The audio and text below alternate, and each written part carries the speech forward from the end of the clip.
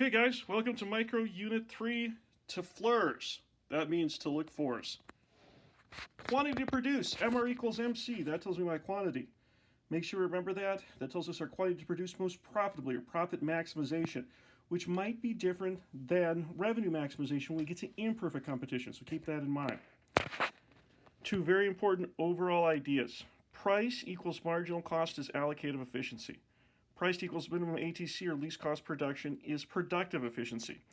These two situations will only be found or realized in the long run in perfect competition.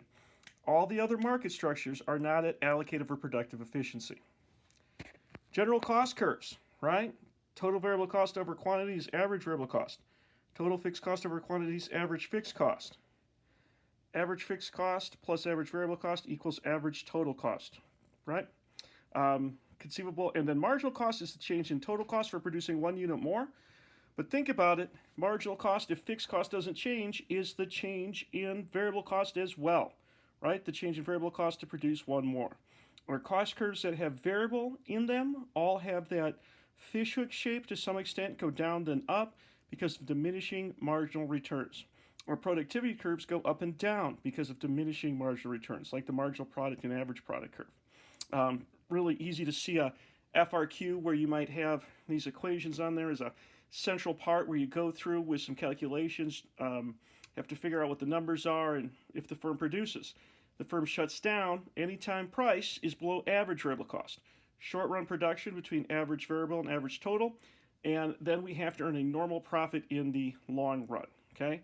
Don't forget about costs. We have implicit that are implied opportunity costs of production. So if we're covering ATC, we're still making a normal profit because our opportunity costs are implied, right? Accountants don't look at those economic costs. They only look at the accounting costs, which are the explicit costs that are paid. Anytime we have a tax shift or something that shifts our curve, a per unit subsidy or a variable cost will shift marginal cost and variable cost, causing quantity to change. Anytime a fixed cost changes or a lump sum changes, the ATC just goes up and down, changing short-run profitability. Although in perfect competition, when profitability changes, you have entry and exit. Keep in mind how entry and exit works. If there are losses, we have exit in the industry, and the price goes up, restoring equilibrium. If there are profits, we have entry into the industry. The price goes down, restoring equilibrium. Watch how to do that on the more in detailed videos. Okay, entry and exit and change.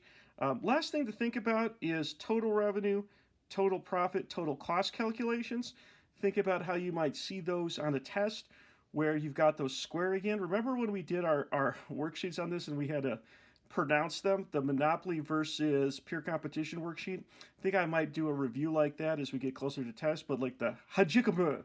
Remember that? Repeat that and say that again, Mr. Kapinski. Hajikaba.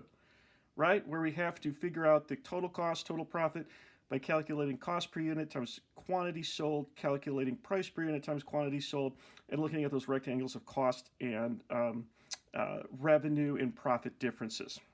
So this is kind of the general idea of what we're going through here. The graphs, watch my PowerPoint video, but focus in on these things. These things, as far as the equations and calculations, entry and exit, and calculating profits, could really see an FRQ on pure competition where you're given a whole bunch of numbers to calculate all the cost curves and then calculate profitability, total cost, total revenue, things like that. So something to keep in mind as we work forward for this unit.